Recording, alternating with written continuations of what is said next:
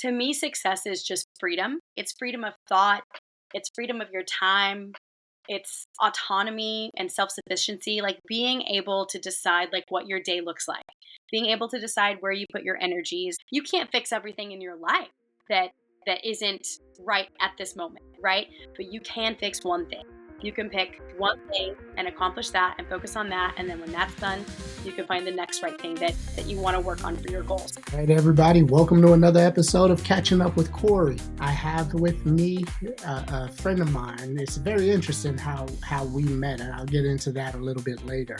But from marketing to author to Senate campaign race, Olivia Hayse has pretty much done just about everything someone can imagine. She is a friend of mine.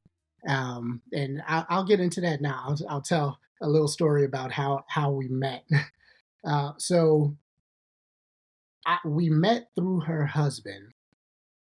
His son and my son were taking a swim test for scouting, and we just got to talking, and I'm telling Dean some of the things that I'm interested in, some of the things that I want to do. Like, we spoke about this podcast, the idea of this podcast, and he said, "You know what? You need to talk to my wife."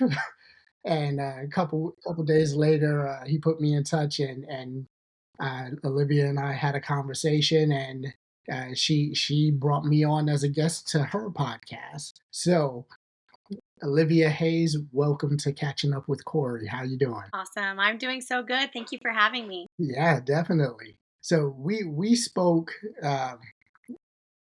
off the record about me creating this podcast. So initially we were talking, and I was trying to pick your brain on the marketing side of things about how to do this. What do I need to do to set up? How do I put it out there? How do I promote myself?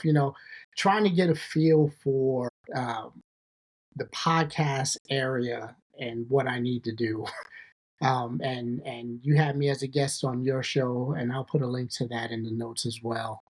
Um, but from there, you've done quite a few things. Um, Book publisher, the book Crooked Path Straight, and it's a phenomenal book. So before we get into any question that I want to ask you, tell us about your. Yeah. Oh my gosh. It feels forever ago at this point, because it was a couple of years old that I wrote the book, but it took years to write, So, yeah. So, Crooked Path Straight, it is based on a Bible verse that says that the Lord will go before you and make your crooked path straight. And basically, it tells the story of my life and how there was a time in my life where I was, forging my own paths, and I still kind of do that, but in the unhealthy sense, right? And then I would try to clean it up, right? And then it switches about midway through where it's like, okay, it actually really is easier if you kind of let him go before you and wait for some kind of sign. It doesn't have to be the same God I believe in, but waiting for some kind of sign before acting, right? Or taking a little step instead of a big grandiose step, taking a little step towards your goal. It is just a little bit easier when you relinquish a little bit of the control, and when you just accept that you don't always have control. I know people that will plan forever to have that business or that goal, right? And they spend so much time planning, they never actually get into it. And I used to tell them, like, man, the things that I thought would happen when I was working towards a goal were not the things I planned for. So just jump in, take that first step, and leave room for the things that you actually can't control, right? So yeah, the book is definitely written from a spiritual perspective. It's definitely written for women, like for women that just have just the immense weight of everything we're supposed to accomplish in ways that we're supposed to accomplish them, right? And it ends with like a little kind of introspective Bible study or journaling prompt. The last chapter has some questions in there that is, for you to do as yourself, or even with a group of friends. Throughout the year, I've led little groups going through just those questions. So yeah, it was a labor of love for sure. It started out as a completely different book, and then halfway through turned into a different version. And I remember getting asked as soon as it came out, like, "Oh, are you going to write a second one?" And it was like having a baby, and like the baby's a day old, and someone's like, "Oh, you're gonna have another one?" It's like, no, come on, like let this one live a little bit, you know. So I do think I'm coming around to the idea of a second book, but like so much of my life right now is politics, and so if I'm gonna write that second book, we're gonna be political, and we're gonna say the things, right? So I have to be ready for that. The world has to be ready for that. So that may or may not come, in the next few years, but Yeah, that definitely. Family has to be ready for that as well. So, and I say that to say, um, in reading your book, and I laugh about it now, but I'm sure Dean was was quite furious with me as I was reading this. Um, so I would read the book, and where you mentioned Dean, I would go and be like, "Mm, shame on you." yeah. Yes, yeah, it does tell the story. So, for people that don't know, I mean, my husband and I, we dated through like high school and college, on and off, and we had a kid when we were freshmen in college, right? So, a lot of people had asked me like, "How did you find your way back to each other?" Because we weren't together when I actually like had the baby. Right. And so it was, quite the dramatic time. We joked that we got all of our drama out of the way early. And so in the book is when I finally kind of tell some of those stories. And so it can be very hard for someone. You meet my husband now, and you would never imagine it's the same person I'm writing about, but we were 18, so yeah, it was tough, and I did let him read every single chapter, including the one that details him finding out and his reaction to us being pregnant. So yeah, he totally did approve of it. But I want to make sure people know like that is just one chapter of it, right? But there was a lot of people that were wanting to know how that all went down and coming out on the other side. And so yeah, that is very funny. Yeah, sure. Dean is a good guy. I like him. I consider him a real good friend. So someone I can reach out to and ask whatever question I need to ask.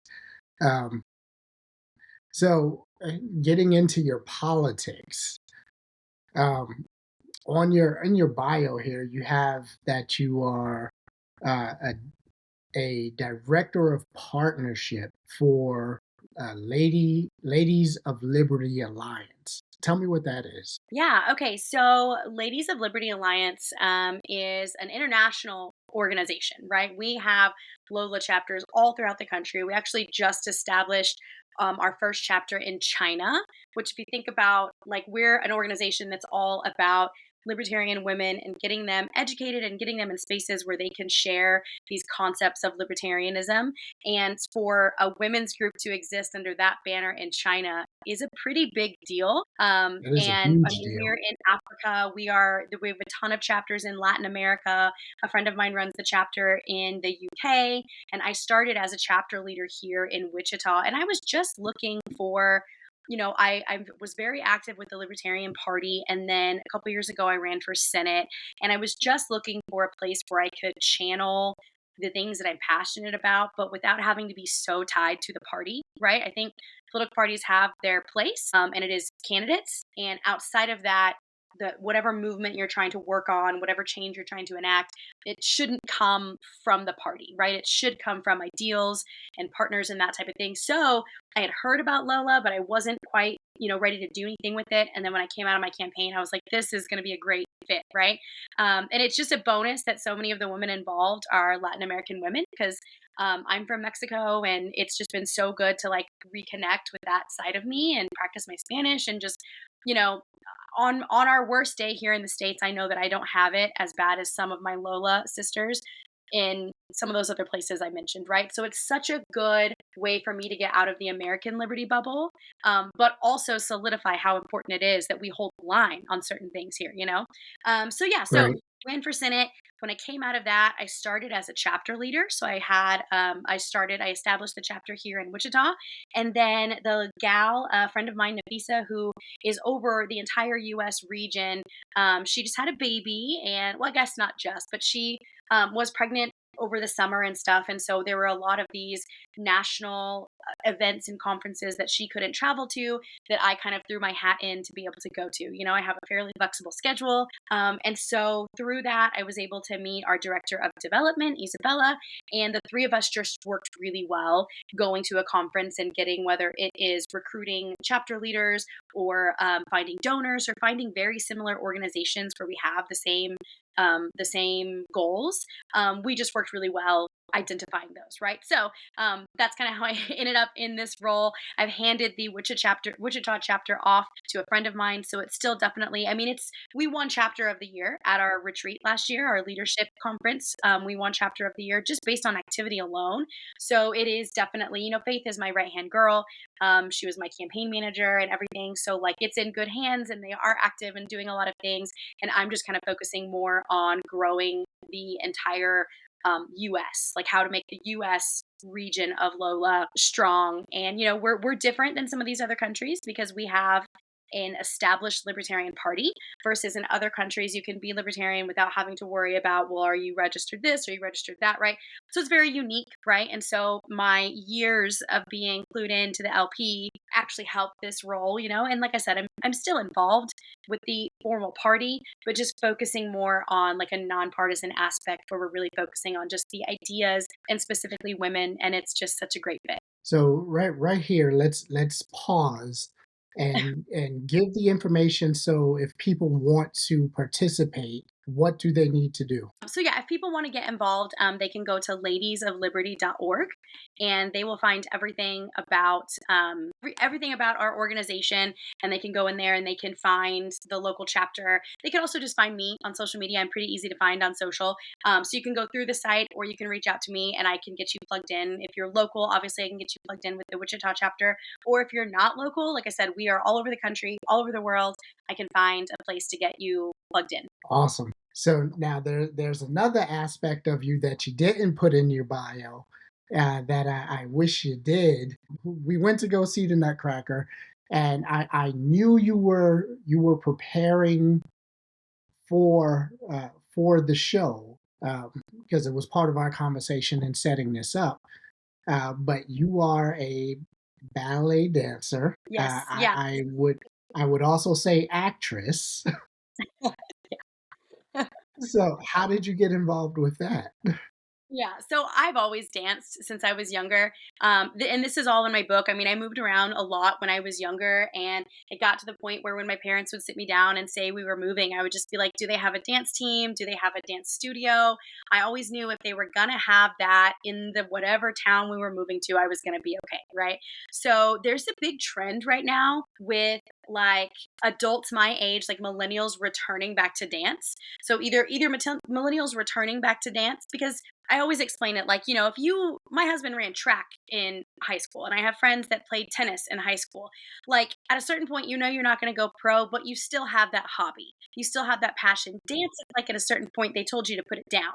I have friends that live in towns where they can't even find a studio that will train adults, right? And so I'm just very lucky that Ballet Wichita does have a place for adult dancers, whether it's like me returning back to the art form or if it's there's adult dancers that I know that just quite frankly couldn't afford it. It is a very expensive hobby between your outfits and your classes and everything. And so there's people that are now doing it for themselves and it's so beautiful and I love it so much. So yeah, so I dance, I train, I take classes at Ballet Wichita, and Nutcracker is obviously like a lot of companies, the biggest event of the year. And I want to clarify, Ballet Wichita is a professional company, right? Like I'm not a professional with them, but they are the only professional ballet company in Kansas, right? They're the only ones that can say that. So like our company, our professionals, those are top notch, right?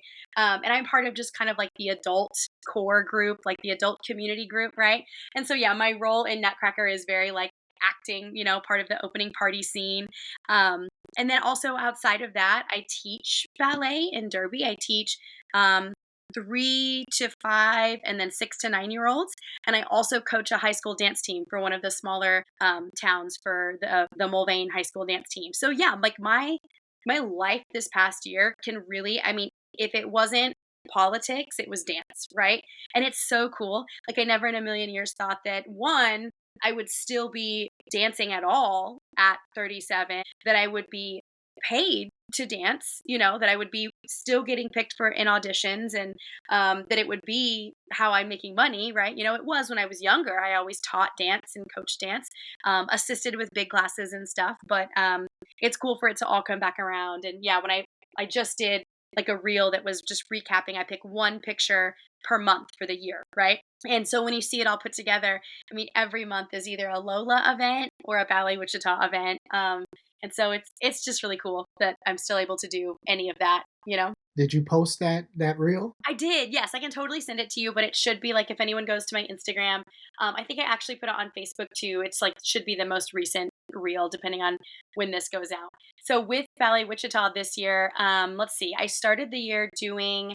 It was our 50-year anniversary, so we did a special performance where we went through the decades of dance. And so it was really cool. I got to do this like ABBA number. It was so fun. And then I did Dracula. It was a big deal for us to do a fall show and to do a horror ballet. It was so good. I still have fake blood on my slippers and I love it. So it was really cool. And then of course going from Dracula right into Nutcracker, totally different vibe, but just so cool. So those were our three big productions that I was a part of, and then they've already got the lineup, and I just registered for to audition for our spring show coming up. So yeah, it's a blast, and I'm just so incredibly grateful that Ballet Wichita makes a place for adult dancers in their studio and in their performances. It is not the norm. It is truly truly a special thing. That's amazing. I didn't even hear about Dracula. Uh, I would have definitely loved to go see that. So, all right, let's get into it. One of the first questions I like to ask every guest on the show, and after hearing everything that you're doing, it is no wonder that I wanted to have you on this show. What is your idea of success? How do you define success? Yeah, that's a good question. I mean, to me, success, and this is no surprise if you know anything about like libertarian beliefs, but like to me, success is just freedom, right? It's freedom of thought, it's freedom of your time, it's autonomy and self-sufficiency, like being able to decide like what your day looks like, being able to decide where you put your energies. I think some people they might I was reading on your YouTube description how like some people describe success as money, right? So I think there are people that have all the money, but that does not mean that they are in control of their day or are in Hmm. control of their time and have time to do their passions, right? And so for me, that's what it is, right? Like, um, I am able, like, I don't go to a 9 to 5, right? That doesn't mean I don't work, but I'm able to decide all of my projects, everything that I do. I'm deciding what I'm doing and how I'm doing it and the energy that I'm putting into it, right? That I have that freedom, and I really think that is what ultimate success is freedom to say yes, freedom to say no, freedom to say I'm going to think about that for a couple days and see how I feel, right? I think that most people in their day-to-day don't have that, and that's when we make, decisions that don't mesh well. We're rushed, and I just think freedom, I think time would be how I would describe success. Yeah, because I know people that have the money but don't have the time to do the things they want to do with the money that they're making. And Right. they don't see themselves as successful because they're not enjoying what their money can afford. So yeah, freedom. I like that answer.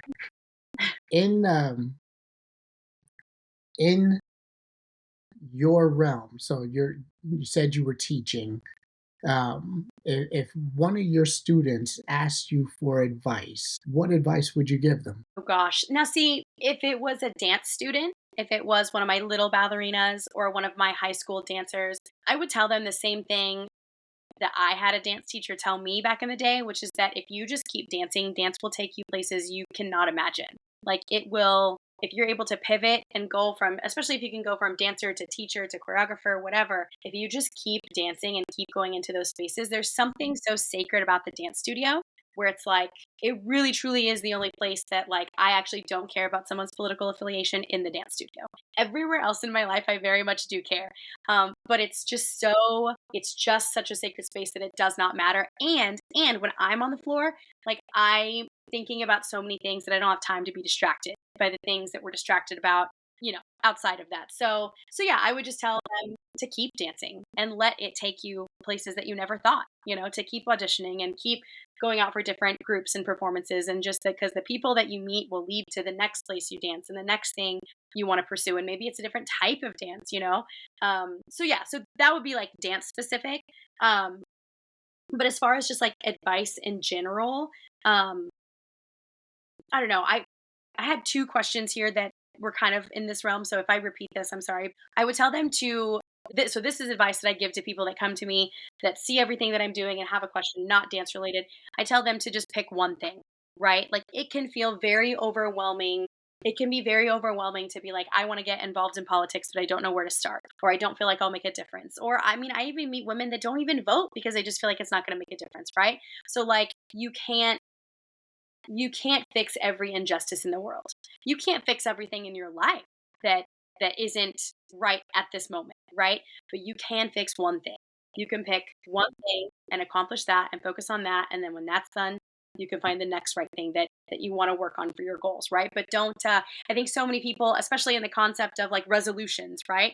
So many people are going to pick a huge resolution, and then by the second Saturday or whatever it is of January when they've fallen off, they'll abandon it, right? So I always tell people like don't pick one big goal, right? Don't pick like an exclusive a really a diet that excludes a lot of things or a crazy workout routine that you're not ready for. Just do one little thing each day towards your goal, and then you can build on that, right? It can be little bite-sized accomplishments versus a big thing that as soon as you can't accomplish it, you stop, right? Versus little things can keep you going, right?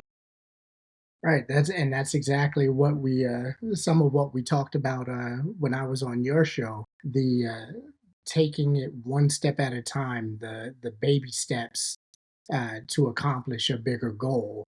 I was reading an article the other day that basically said it's the second Friday in January That's what it is. where everybody will drop their New Year's resolutions. Yeah.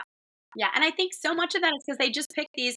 I can't tell you how many friends I've had. I'm giving up carbs, or I'm giving up cheese, or I'm gonna go to the gym 2 hours every single day. You're not. You're not because you're not doing that now, right? And you're setting yourself. It's like they're subconsciously setting themselves up to not accomplish that goal, right? Versus like if you're just gonna move your body 10 minutes a day, and then it can be 20, and then it can be 30, right? You know what I mean? Like, build yourself up to that. But there's just some people that like they're not motivated by a small goal, and then they don't accomplish it and they just let it all go, right? So I don't know, I'm more, and this is what I tell people about Boy Scouts, since like we come from, like we met through Boy Scouts, like the Boy Scout program or any program that's like this. There's even corporate programs that are like this where it's like the concept of you did one goal, you got the patch, you did one goal, you got the sticker, right? And then at the end of it all adds up to a big goal, but it's not going after a big goal and skipping all the other steps, right? So yeah, just one Yeah. thing. Well, I can't remember the name of it right now. If I remember it, I'll put it in the notes of the episode. But it's focusing on the smallest aspect in order to achieve the bigger goal. So if your goal for the year is to lose 20 pounds, um, what is it that you need to do to lose your first pound? Right. Do you need to get up and put your gym clothes on? First step accomplished. If that's all you do that day, okay, good. You've made an accomplishment to towards your goal. Now the next day, go outside. Put your gym clothes on and go outside. Take the smallest steps possible and start to build that momentum of success. Yeah. One of my favorite quotes when I was younger, I can't remember who said it, but it used to be like written on my desk. They say a million-mile journey starts with one step, right? Just have to keep stepping, Keep stepping. Keep Yeah. stepping. So a lot of what you're doing um, is driven by your purpose. How would you help someone define their purpose? Yeah. This is a good question. kind of brainstorming about this before we recorded. But yeah, I think for me, um, where I saw success and where I saw breakthrough and real contentment and like a very clear like this is what I'm supposed to do type of thing, right? For me, it was when I stopped listening to experts, because experts will tell you, especially if you're a content creator or whatever, they'll say to pick one niche, pick one box. Like you can't run for political office and also be dancing on Instagram every day. You can't live on a farm and also want expensive handbags. Like you can, and I do, right? And it's okay. Uh-huh. And people are not one dimensional. People Yeah, are they are what I multidimensional. Yes, yeah. I had someone tell me one time that you're a multi-passionate, and that is true. And I really lean into that, but I have a sneaking suspicion that everybody is. Like I think everybody has multiple passions, right? Like you like to work out, but I've also made wine in your kitchen before. You know what I mean? Like that's not a thing that someone does if they're not passionate about knowing processes, right? So I just think that like a lot of people like no nobody fits into one box. Nobody fits into one niche, right? And I think that Mhm. when you stop trying to be like, my purpose is this one thing, and then for me, I had to really be like, the underlying concept of all the things that I do is freedom, right? Freedom for me in my day and in my time and in my children's time and my family's time. But I also want other people to have the same freedom, and that leads to my political work, right? So for me, it was not honing in on one niche or one box that they wanted you to fit in. It was reversing a little bit, widening the scope, looking at all the things that I like and seeing what is the underlying factor of it. And it's pursuing freedom. Right. So, yeah, What that's is what the I was. common yeah, what is the common theme that runs through everything that you wanna do? Yes. I remember I Like literally mine did. Sorry. No, go ahead, go ahead. I was gonna say I literally did. So like when we moved to Kansas was the first time that I wasn't like truly working. I was like staying at home. I say staying at home loosely because we were farming, we were homeschooling, we were doing all the things.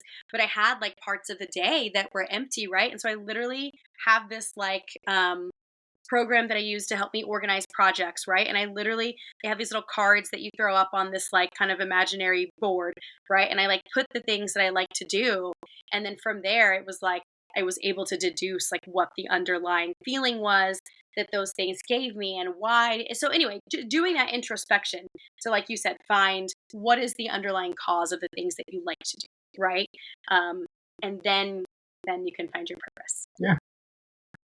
I, so in that framework, I've noticed that uh, my underlying theme has always been fitness, Mm, whether it's physical fitness, mm, financial fitness, mental fitness, um, that all leads to the success that you're trying to build in your life, right? yeah, You have to be physically fit in order to maintain the lifestyle that you want to live. You have to be financially fit in order to maintain that lifestyle that you're trying to live.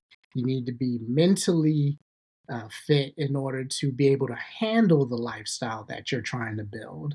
So, uh, finding my purpose, and even with this podcast, success is something that drives me to maintain that physical fitness, mental fitness, and financial fitness. yeah. So I yeah, think it will be that's a great. surprisingly I was gonna say, I think it'll be surprisingly easy for if there's someone listening that feels like they maybe don't know their purpose, or not even they don't know their purpose, but they don't feel purposeful. They don't feel Mhm. fulfilled. Um, if they would just do this little simple thought experiment, like we're saying, and write down the things you like to do, why you like to do them.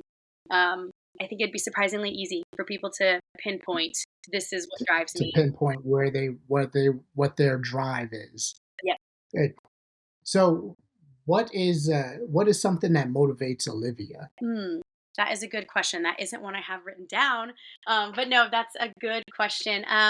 For me, I would say, like, just like exactly what happened with us, right? Like, you saw that I was doing a podcast and wanted to do one. So instead of not doing anything about it, you were like, well, let me go figure it out. Let me go ask the questions. And then I had seen that you had written a book and I wanted to do the same thing. So we got the knowledge that we could from each other. We still very much did our own versions of that, but we weren't afraid to get out and try it, right? So that's what, like, I think I literally say this in my book where I'm like, if you think you can write a better book than me, you probably can. Go do it, right? Like, what motivates me Hmm. is like other people being inspired, right? Like when I run for office, when I, do the things that I do. I just had someone message me earlier that was like, "Oh, I see you doing all this ballet stuff, and I think that, like, if you can do that, then I can go and pursue an old passion of mine. Like I used to compete in karate, and I don't do it anymore. Maybe I want to do that, as an adult, right?" So yeah, I think just like inspiring others and then like seeing them take off, right? Because this used to be the norm. It used to be the norm that we would come together in community, and I don't know, that we would inspire each other, that we would learn from each other, that we wouldn't just like speak at each other. Um, that it was more of like a coaching atmosphere, right? And so yeah, I think that that motivates me, um, for the person, especially with Lola, the woman that's coming after me, right? Like it's not easy to get up every day and say like, well, maybe we don't need to be funding cops more, right? It's not easy to be the lone voice in the room saying, like, maybe war isn't the answer, right? Or maybe eminent domain isn't the proper way to go about infrastructure, right? Like, it's not easy, especially in the Midwest, to be the person saying those things in rooms. But if I say it, another person will, and they might be better at it than me? So that's what motivates me is like, I have to go first. I have to do the things for the next person to feel confident to do that book or start that hobby, or run for that office, right? So yeah, Yeah, that's a conversation that I have quite frequently. I'm not afraid to be first. I'm right, not afraid for my face to be out there, my name to be out there, um, in representation of something that I believe in. right, A lot of the people that I work with, they ask me every time I go to an event, every time I go to a function, uh, why am I there? Why am I going to be the token guy there? right. And I'm not afraid to show my face. If me showing up changes how someone else sees the group of us, then I'm going to show up. Yeah, I'm gonna put my best foot forward, smile, shake hands, and be engaged in the area where there's not too many people that look like me yeah. there. Yeah, and I totally hear you on this. Like, I'm someone that didn't have role models or even celebrities that looked and sounded like me when I was younger, right? Like, coming from, second generation Mexican American immigrant family to the United States, like, there weren't people for us to look up to. There are now, there are now, but Mhm. I've been with my cousins a lot where they're just kind of like, we just don't really know what this is supposed to look like. And it's like, well, we have to go first. We don't have anything to compare it to because we're the ones blazing the trail on what it looks like for an immigrant family, two generations down. We're making that. Like, we're making what that path Yes. looks like. We're making that path for the generations that come after us in our family, right? So yeah, I totally feel you. And it can be tough. That is one of the hardest parts for me moving to Kansas was going from living in South Texas, where there's actually quite a bit of Mexicans, to living here where, it's not really. I have found pockets of places that I like to go that feel safe and feel like visiting my family back home, but it's not the norm, right? And so yeah, it is. I was doing a study one time and it had me go for like a week or two and count the times when you were the minority in the room, which is really funny going talking about this with you because I'm sure you do this anyways. But like for like 2 weeks, I had to keep track of, is there a time where I'm the only female in the room? Is there a time where I'm only the only Hispanic person in the room? And it was astonishing, right? It was especially working in politics, working in advertising. Like these are not so much ballet, but these are places that, especially here in the Midwest, are extremely one-sided, right? And so it was pretty eye-opening for me because I was feeling that way. But then when you actually have like data in front of you, it's pretty crazy. But yeah, it takes all of us, to just to have that bravery, and we never know who the next person we're gonna inspire is gonna be. Like one of my role models is Misty Copeland, who is the first Black ballerina with in New York. I can't remember exactly which company, but I love her story because she was first exposed to ballet at a Boys and Girls Club. And so I teach dance classes at the local rec center, not at my professional studio, but at the local rec center, because that could be the first time someone's exposed to it, right? And Right. you can tell when a little girl comes in there and she catches the bug. And you can tell the ones that are never going to come to another class again, right? But you can tell the ones where Yeah. this is their thing, right? And I would have never pursued it. I would have never gone back to classical ballet if I didn't see Misty, right? When I was younger, I leaned more into like hip hop, jazz. This was when in college and high school was when like more contemporary modern dance was popular. So I didn't pursue point training. I didn't pursue classical training outside of when I had to, right? And so yeah, it like you said, it's all about that representation and going first, just because like you never know who you're gonna inspire behind you. And it might just be my kids. Maybe it's just my boys, right? But Mhm. never know. Yeah, you never know. There are, and I learned this through scouting. There's always someone looking at you to either see how you respond in the situation or how you don't respond. There's always someone watching. Yeah, So for you sure. already answered the question. One part of the question: who your inspiration is, and I'm gonna throw you another curveball because this is not on here as well. But who are your role models currently? Who are you looking up to? Oh gosh, like meaning like still alive or just like No, anybody. Like I okay. have virtual mentors, people that I know I may never meet. Like Mhm, Dave Ramsey is my mhm. financial mentor. He's not. Uh, we will never sit in a room cross from each other.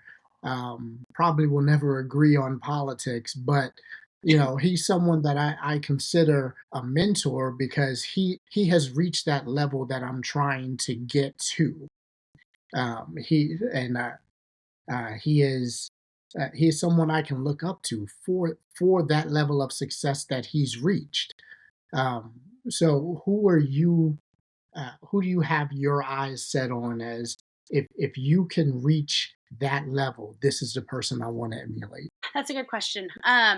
So I'm not so much mentor, but I am really inspired by women that are able to use their voice and use their words really well. So like some of the women that I still think about would be like Rose Wilder Lane, whose mom wrote all the Little House on the Prairie books, and her mom only wrote those because her daughter Rose, it was Great Depression times, and she said, rather than getting a government handout, why don't you try putting our family stories down and see if we can make some money that way? And this is a show that's still on TV right now, right? So she was kind of like an early libertarian voice, and she's had got a Kansas tie. So I'm really inspired by her. I'd also say the story of Louisa May Alcott. So she wrote Little Women, and growing up, Little Women was like our Christmas. Like I'm the oldest of four girls, so Little Women was really a story that was special to us. And I got to recently go visit Orchard House, which is the house that they live in. It's in Concord, Massachusetts, and I went there to learn more. I went there because I'm obsessed with the character Jo March in the book, but I left being really inspired by Louisa May Alcott, who she is Jo in the book. But when you learn more about her family and how they were famous abolitionists all the way up in Boston, right? Like they are a family just like Rose Wilder Lane. These are two American families that were not afraid to think differently because they knew that it was right, and they used their words to tell those stories, right? So and bring it all the way current. I mean, I hate to be this person, but Taylor Swift is doing the exact same thing. She is using her words to tell stories that are impactful and meaningful for women, right? Mhm. And then I would say politically, like my political mentors would be like Jo Jorgensen. She's a professor that was the Libertarians' presidential candidate a couple years ago, and her running mate, Spike Cohen. I think these are people that if I had questions or I needed advice, I would reach out to them. And then there's also people locally that I think have done a really good job. Former Mayor Whipple is someone that I liked what he did. I liked the way he ran his campaign, even though he lost. I always get this question, like, why do you take advice from someone that lost his last race? Well, because I like the way he lost, right? And he's someone that I can get advice from, right? So it's people that can use their words really well. It's people that are not afraid to say the opposite of what of what the popular opinion might be, right? And they do it in a transformative way that I think inspires the next person, right? Like I can't really tell you what Rose herself wrote, right? But I can tell you the impact of her going first. She knew that her mom could write her stories down and make money because she was already a published author, right? So yeah, same thing with Louisa May Alcott. I mean, she was one of the first, you know, it's crazy because she grew up in Concord. A lot of American authors started in that area, right? But she was writing something different than what they were writing, and she had to come at it from a different perspective, a different strategy because she was female. Um, and then after she went, things changed, and like I said, bringing it all the way back to modern day. I mean, Taylor Swift has changed the way all artists, not just female artists, but the way they think about who owns their music, right? If you record a song at a studio owned by a label, who owns those words? Who owns your blood, sweat, and tears that you just put on that track, right? She has got us thinking about that, right? So yeah, I'm inspired by women and by politicians who use their words and are not afraid to say what's not popular. That is an excellent answer for me throwing you a curveball. So you mentioned a couple of books there. I want to know what is on your bookshelf right now. What are you reading? Oh my gosh, this is a great question. So I am trying to get through Atlas Shrugged by Ayn Rand. It seems like libertarians either love this book, like it is their Bible, not to sound sacrilegious, or they hate it.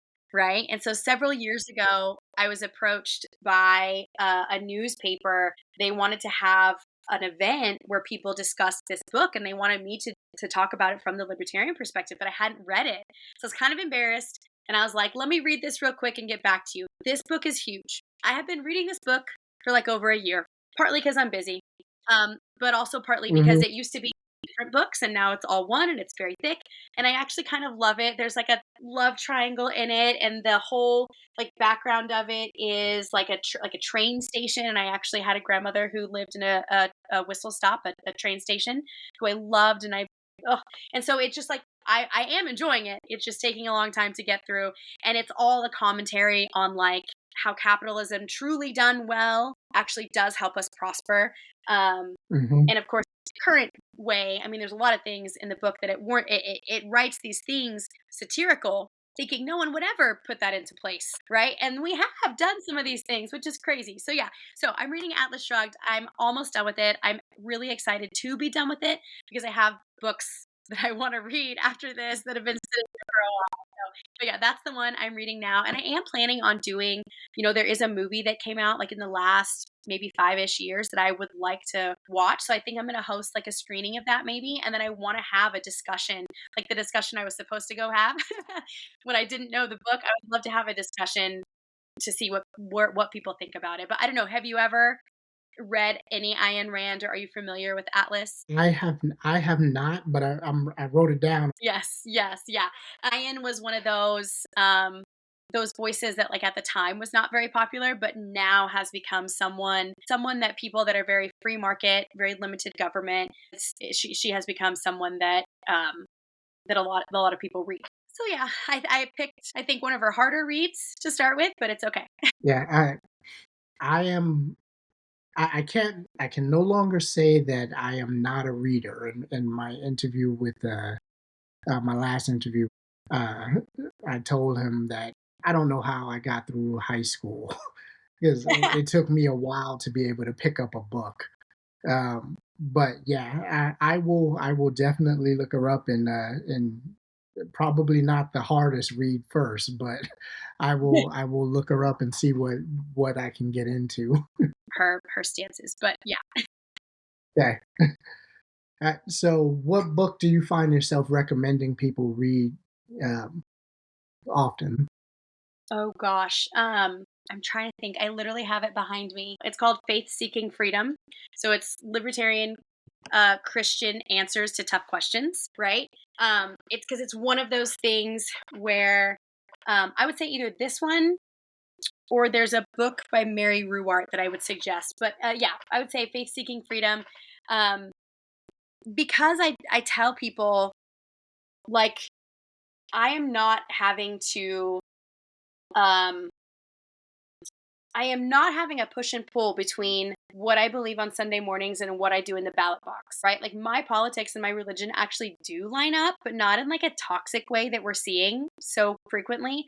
One of the big libertarian pillars um, is this idea of free will, and not necessarily free will, but like the idea that good ideas do not require force, right? And I always say that is just like Jesus, right? Like he could force you guys to do everything he wants, but he doesn't because he wants you to choose him, right? And that is the whole idea of libertarianism. Like, yes, we could pass laws to make all the things that we don't like bad and, reward all the things that we do like, right? But like that isn't the point, right? Like what good is giving to the poor if you're doing it via taxes, and I'm not actually a part of that process, right? Like I'm not opting in to give it to you, right? Like it means more if you're not being forced, right? So, and this goes through all the hot button topics. There's an entire chapter about like, the big one, the big bodily autonomy issue, right? And so it's just a really good one both for my believers and my non-believers to see like how there is a political philosophy that I think does fit the Bible, but it is not the one that you think I'm going to say, right? It is not the one that is being portrayed as as meshing well. So yeah, that's probably one of my most suggested books. It's called Faith Seeking Freedom. All right. Any final thoughts you want to leave the listeners with? I think so. I think we covered everything. I would just say like, I think you had a question on the intake form that was like something you would tell your younger self. And I just think, and even still, my current self needs to be reminded, it really doesn't matter other people's opinions, right? It really is like I can name maybe three people whose opinions matter to me, and they live in the house with me, right? So like, you really just have to like, and that's not to say be rude, right? I think some people think you can just be rude in today's culture, but it's like once you do the things that we've said, once you find your purpose, um, and once you figure out your motivation, once you figure out the thing you want to do with your motivation, and what it's all for, you can be very convicted in what you want to say. But you are gonna polarize people. You are not going to make everybody happy. And you just kind of have to not care about that, right? And that's something that I wish younger me knew earlier. And still, sometimes I have to be reminded, like, okay, not everyone's gonna like this. That's okay, right? They don't have to, right? We don't have to live in this type of world where everyone thinks the same. It's okay to swim against the current. Um, but also you have to have the mindset for it, right? You have to be able to withstand what comes with that. Exactly. I had to, and this is a uh, extending conversation over the final thoughts, Mm, but I had to recommend a book recently, um, "Boundaries" by Dr. Henry Cloud. mm, A lot of people need to read that book because and it's not about what setting boundaries for other people. It's about setting boundaries for yourself, what you yeah, will allow into your life, setting boundaries there. A lot. That's a book that I find myself recommending a lot. Um, I jotted that down Dr. for sure. Henry, yeah. So, ladies and gentlemen, that was Olivia Hayes. Let people know where they can find you and reach out to you. Yes. Oh my gosh. So, on social media, I'm basically on all the places. So the best place to reach out to me would be on Instagram. So on Instagram, I'm at the Mama Marketer. I started out, on Instagram giving other mompreneurs like marketing advice, right? And now it's kind of just turned into the catch-all of all parts of my life on there. So yeah, that's the easiest place to find me is Instagram at the Mama Marketer. But I'm also on all social media, so you can just search my name. There is another Olivia Hayes out there, my sister-in-law, and so that's that's why I say go for my Instagram handle instead. And yeah, if you have a question about something specifically, or yeah, if you have a question or anything like that, don't be afraid to just shoot me a DM and see what we can do. Yep, I did exactly that, and here she is today with me. Yes, All right. Thank you, Olivia, for being here. awesome. Thank you so much. Bills paid. block slave. Damn, you can't even tell me nothing. Fresh J's from Bay, he knows how to treat a lady. And I'm so proud of where I am. Don't need to spin the block again. This episode was produced and edited by me, Nala Monet. Our intro is A Piece of the Pie by Alana Jordan, and our outro is Diamond Energy by Thija Renee and Trauma Center. The host of Catching Up with Corey is the man himself, and you can find him anywhere at Corey L. Stokes. If you have a story and you want to share it, use the link in the bio or description. Let's celebrate success together. And I deserve it all. I deserve all that it brings.